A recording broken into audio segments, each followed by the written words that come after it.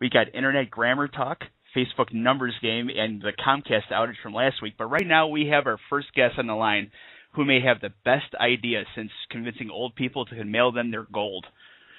Mark Simons from Hangover Helpers. How you doing? Good. How are you doing? Oh, terrific. Finally get to talk to you. Last week kind of sucked. The whole Midwest lost their internet. And I was like plugging this. I'm like, people kept sending me their questions, so like let's get right to this. So you clean up people's garbage. Like basically they throw a party and you tell us what you do. So what we do is we clean up. The company's called Hangover Helpers, and what we do is we go to people's houses after the party in the morning, and we clean up their whole house, like red cups, beer bottles, and stuff like that. Sweep, mop, just restore the house to where it was before the party had happened. And then we also grill a burrito, and we give them an ice cold Gatorade.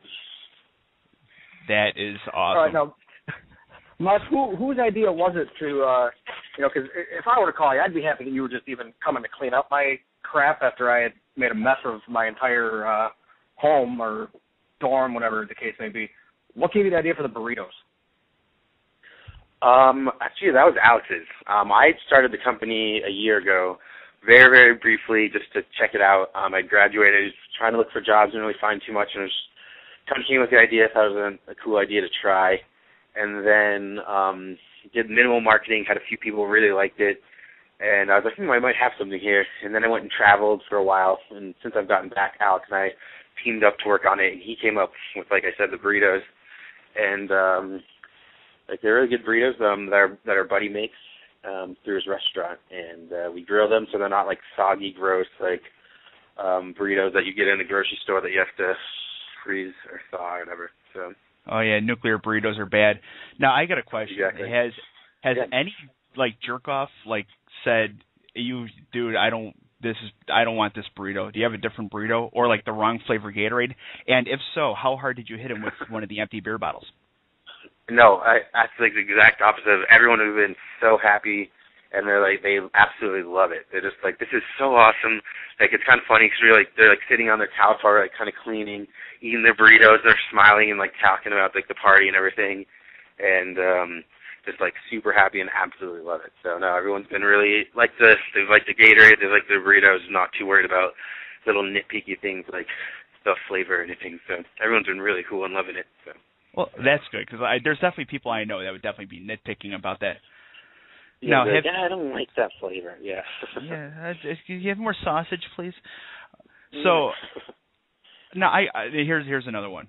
Like, what's the strangest party you've rolled up on, where you're like, whoa, what is this? Why? Anything like that? Well, we've only done a few houses thus far. We've actually only been in business for 3 weeks. We launched 3 weeks ago. But so we've had few parties, but one that was really weird was I wasn't cleaning this part of it, but we went there and they had made jungle juice in this huge tub with like strawberries and like some purple juice or something like that, and then vodka. And all these strawberries were all over the floor, and we had to like pick them up with a fork and like put them in like the trash can and stuff, and it was just like they were everywhere. And someone had like obviously knocked it over, and so I think that's kind of one, and I'm guessing we'll just see so much more of that. We'll just be like, why is this here, or what is going on, or like, so. But that's one for now. When you run into something like that, or you think you're just going to be, it's a simple, in and out, just picking up cans, picking up bottles, and then you got stuff like that, or you go into a room, there's just crap all over the walls, they've splattered everywhere. Do you charge more for that, or is it a flat rate before you guys walk in? So it's $15 per roommate. Okay.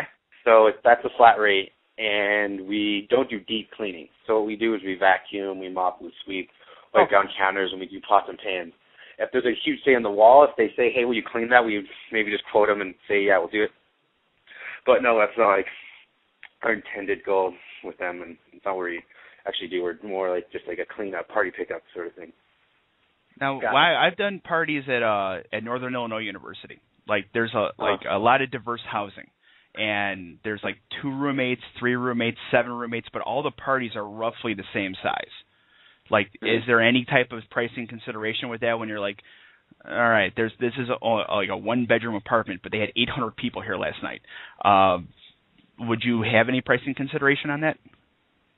Right now, I mean, we're just the 15. That's kind of our introductory, right? We might play with it more as we sort of see the market develop and everything, and like see what parties are actually like, and be like, you know what, for these certain things, like we need to charge more or less or whatever because the party was bigger or worse or something like that. So right now, that's just what we're doing, but we might change it, so we'll see. Because you're right, like most parties will have the living room, dining room area, and a kitchen, and that's where everyone parties. Not really do people party in like their rooms and bedrooms and stuff, and then they'll party outside too. So, well, the room and bedroom, that's usually where the nitrous tanks are. Exactly, that's where. And we stay out of the rooms and bedrooms, and let the nitrous tanks stay hidden. So. Alrighty. Now, how do you have a staff yet? Like, and like, you have an appointment? Like, how many rooms can you do, or how many houses can you do it like in a day? So one thing that's funny is people will ask, like, how do you do it? Like, how long does it take? Because I know when I clean my house, it takes like 4 hours. So since we're not hungover like all these other people who normally, when they clean their house, they're like picking up a red cup, like almost throwing up, and then like putting it in the garbage and then laying back down on the couch, like we go in and just do it as fast as we possibly can. So it's like half an hour to an hour, depending how bad the mess is. And it's just me and Alex. We are both the co-founders, and we're just doing it ourselves right now, working from the ground floor. And as it gets bigger, we'll hire more people. But right now, it's just me and Alex, and we can probably do, I'd say maybe 8 at most in a day, maybe some more, depending how fast you are and how late people would be willing to have us clean their house. Alrighty. Now, do you have a line that you've drawn where, like, okay, cans and bottles, but I'm not cleaning that? Like, like vomit underneath, like, couch cushions, someone pissed in a plant in the corner, like, where's your line? Our line is kind of yet to be determined. So I think everything has its price. So right now, if someone did want us to clean their couch cushions, we'd maybe charge them $15, $20 or something, depending how bad it was, if it was covered all completely in vomit. But I think that I'm guessing as we go around, like there could be like exactly what you're saying, a plant with pee all over it and stuff like that, and there might be kind of a line there again. I don't know. Maybe if they're like, I'll just give you $15 if you just go throw it in the garbage or do something for me or whatever, then I guess we'll be willing to do it because neither of us get grossed out too easily. Our houses, when we were in college, got dirty and crazy sometimes, so I think we're able to manage. I can just imagine. Well, go ahead, yeah. Louis. When this takes off, and it's definitely going to, and you guys start to franchise, just definitely get, like Bob was saying in the pre-show, I'd love to have you, get a franchise out here in, say, 2001, because I've got all kinds of things that I could get dollar values on, and I will pay you to clean all of it up for me. All right, I'm there. Once we head to Chicago, Kinky and Louie, you'll be the first house we clean, one of your apartments or one of your friends' houses or something. To start it off. Yeah, let's go to one of my 2001 scenarios. We were talking this in the pre-show. So I'm getting knee surgery on a Monday morning, and they have the standard pre-surgery crap, like no eating after this time, no drinking after this time. So the Saturday night, we threw a bender. We just bought a whole bunch of Guinness, a whole bunch of Jameson, a whole bunch of Baileys, and just did shot after shot of Irish car bombs. I was easily in the, late teens, let's put it that way, like 16-ish range. I woke up the next morning. Actually, not. That's a lie. Not the next morning. Next evening, just to a sea of just half-done Irish car bombs. So just curled Guinness, just Baileys everywhere, and I have not done one since. I have not even been able to see one done since. Here's where can you go back and clean that party so I can do another Irish car bomb, please? I will clean it up beautifully so that not only will I clean it, I will also feed you once you wake up at 5 o'clock and give you a Gatorade to hydrate you. So, and then once you get up and you're kind of remembering last night and like how many you did, you can't even believe it. They'll all be gone and your house will be clean and looking beautiful. So, I think with that, if we were there in 2001, you would be still drinking them and not. So you wouldn't be hating them nearly as much as you do now. Yeah, because like it's hard. Like people are like, oh, you're Irish, so you you got to like this shot. Like, no, I can't even watch you do that shot because of that party in 2001. And then we had another one, this would have been 2006-ish, where we had a ping pong table set up. And after this party, when people went through the ping pong table, and people, plural, were thrown through our ping pong table, it took me like 4 hours to like unscrew everything and finally throw it out. Like, would you be able to would you have done our ping pong table?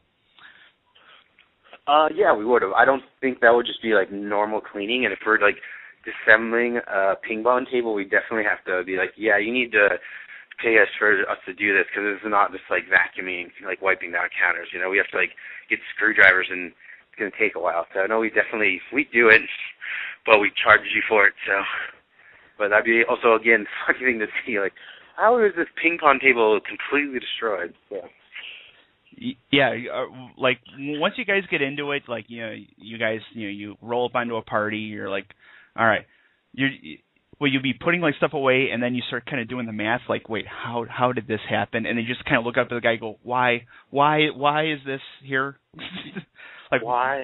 Yeah. That, I mean, it's kind of growing. I think like we've just started, like I said, so I know we're gonna see that. There's gonna be the most random things everywhere. It's like, why is this in the fridge and it's not supposed to be, and why? I have no idea I can't even just imagine what we're gonna find, and why things are in the weirdest spots ever, and why something is broken. And I feel like the funniest thing about drunk people too, especially in the morning, is they kind of like say so nonchalantly how it happened. Like with your ping pong table, they'd be like, oh, someone just jumped through it or something. I don't know, we were having fun.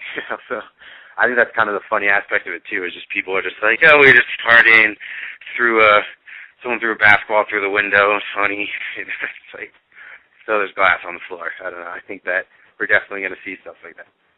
Yeah, you just imagine, like, you're throwing stuff away, and then you hear a cabinet meowing. Like, wait, who put the cat in here? Oh, we were playing a game called Hide the Kitten. You had found it. It's like, yeah, I feel like that's totally good. Now, with drunk people, like, when they're completely hungover, you know, they just, like, a dude just cleaned my apartment. When are you going to start watering down the Gatorade? Because that's easily, like, you're doubling your money there. We are, but I mean, actually, we're getting Gatorade for pretty cheap since we buy it in bulk. So it's like that'd make us an extra quarter a person. So I don't know if we'll ever head that way. And we kind of want to not water down our Gatorade. We want it to taste good and make everyone happy. So I don't see that happening. But they won't notice the difference. But yeah, as of that point, like, if you're fighting over a quarter, then like business isn't as good as you think anyway. Yeah, exactly. So, Louis, do you have any other questions? Like, I'm looking over mine, Mark's already clarified for me that time travel is impossible, so he's not going to be able to help me out in the past. But I'm telling you, it's a great idea. And Mark, a big thanks for being a good sport and coming on, even though we had a couple of hitches on our end, and then on the Comcast internet outage of 2010 end. So thanks a lot, Mark. Yeah, that's crazy. Yeah, no problem. I do have one more question. Like, you know, we found out about this about 2 weeks ago. Like, I saw several news reports. We have like our like a little media center in every elevator, like pretty much in the city of Chicago. All the high rises have elevator TVs in there. And about 2 weeks ago, so you said 3 weeks now you've been in business, and the media thing hit about 2 weeks ago. Have you had a lot of response on that yet? As far as like people saying I saw you on the news and stuff like that, or the media buzz is huge, and that's really helped us out, just having people know us. I mean, even in Boulder, we still have to hand out flyers and really get people to know it, and then word of mouth is going to take a while after we clean houses really well and they go and tell their friends. Like, Hangover helpers came over. I was so hungover, and they cleaned my house up perfectly. But I mean, it helped out a lot. People just seeing it all over the country, and just kind of getting a buzz about it, and just kind of making it seem like a really cool service. It was crazy. Like, we weren't expecting that at all. We went from just talking to the school paper and our local paper, and then it just got on the Associated Press and just went everywhere. So that's crazy. That it was in the elevators, like a flashing news report, or was like someone talking about it, or? Yeah, it was it's like on the TV. Every story's on for about 5 seconds. So it was like, oh, Hangover helpers. And I'm going up the elevator. I'm like, I should probably let's try to call these guys because I don't want them to go on Good Morning America and then they won't talk to internet radio people anymore. Yeah. So he's busy with Regis. Yeah. No, speaking of Regis, he mentioned us on their show, which was absolutely absurd.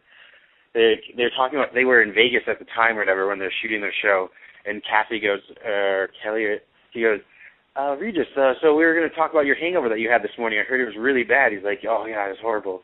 And then he mentioned, oh, these two kids in Boulder started the Hangover Helpers. We were just like, it's so crazy how it's just like gone from one little newspaper just throughout the country to people talking about it like on Regis and stuff like that. It's just absurd. So little newspaper in Boulder to Regis to Radio Exposed. So you're totally moving up. Awesome. Stardom. Yeah, it's awesome. It's so crazy. It's all downhill from here now. It's all cleaning houses for a while for now, so we'll see how everything pans out though, as far as franchising business. We're hoping, the franchising, this Radio Exposed interview now propels you forward because, we are the end all be all for stuff like this. Yeah, I mean, if anyone wants to talk to us about business in their area or in Chicago, our email is on our website at helpinghangovers.com, or you can find us on Facebook, Hangover Helpers, too. So. And we will post that information on our website as well. Mark, thank you for joining us. Yeah, no problem. And thanks for talking to you. And I wish I could go back in time and clean your house, but unfortunately I can't. Yeah, we won't hold it against you. Boo. Yeah. Dislike option. Well, thank you, and hopefully, maybe in a year, you can come back on and give us a report on how you're all over the country. You're cleaning up like celebrities, parties, and you're in Hills going nuts. I will 100%.